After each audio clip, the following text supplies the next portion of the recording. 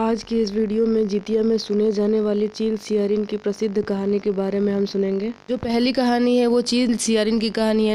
नर्मदा नदी के पास एक कांचवटी नाम का नगर था। वहाँ के राजा का नाम मलाईकेतु था। उसी नर्मदा नदी के पश्चिम और बालूहाटा नामक की मरुभूमि थी, जिसमें एक विशाल पेड़ पर चील रहती थी। उसी पेड़ के नीचे एक सियारिन भी रहती थी।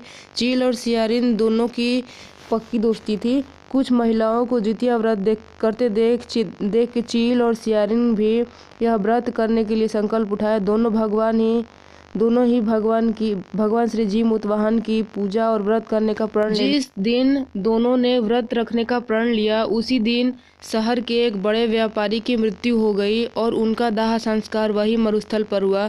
मुर्दा देख सियारिन को भूख लगने लगी और वह खुद को रोक नहीं पाई, जिसके कारण उसका व्रत टूट गया। लेकिन जो चील थी, उसने अपने आप पर संयम रखा और पूरी श्रद्धा और नियम से अपना व्रत पूरा किया और अगले दिन व्रत का पारण भी किया।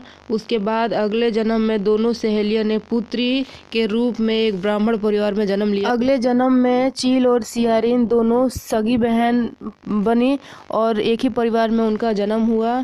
चील बड़ी बहन बनी और सियारिन छोटी बहन बनी।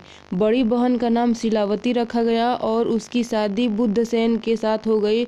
छोटी बहन का नाम कपूरावती रखा गया और उसकी शादी शहर के राजा मलाईकेतु से हुई और छोटी बहन कपूरावती कंचवटी नगर की रानी बन गई। भगवान जी मुतवाहन के आशीर्वाद से बड़ी बहन शिलावती को 7 पुत्र प्राप्त हुए, लेकिन कपूरावती को बच्चे जन्म लेते ही खत्म हो जाते थे।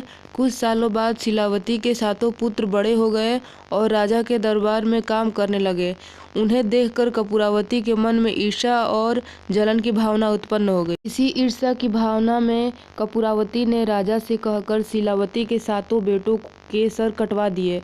फिर उन 7 सिरों को साथ में बर्तन में डालकर ढक दिया गया और शिलावती के पास भिजवा दिया गया। यह सब देख भगवान जी मुतवाहन ने मिट्टी की सहायता से 7 भाइयों के सर बना दिए और सभी सिरों को धड़ से जोड़कर उन पर अमृत छिड़क दिया, जिसके कारण वे 7 भाई फिर से जिंदा हो गए और घर लौट आए। रानी ने जो कटे सिर भिजवाए थे वह सब फूल बन गए। कपूरावती समाचार पाने को बहुत व्याकुल थी, लेकिन जब उसे इस बात का पता चला तो वह अपनी बड़ी बहन के घर गई और वहां सब को जिंदा देखकर आश्चर्य में पड़ गई और बेहोश हो गई। जब कपूरावती होश में आई तो उसने अपनी बड़ी बहन से यह सारी बात बताई। अपनी गलती का पछतावा किया। भगवान जी मुतवाहन की कृपा से बड़ी बहन को पूर्व जन्म की सारी बात याद आ गई और वह अपनी छोटी बहन को उस पेड़ के नीचे लाकर पूर्व जन्म की सारी बातें सुनाई, जिसे सुनकर कपूरावती फिर बेहोश हो गई और मर गई।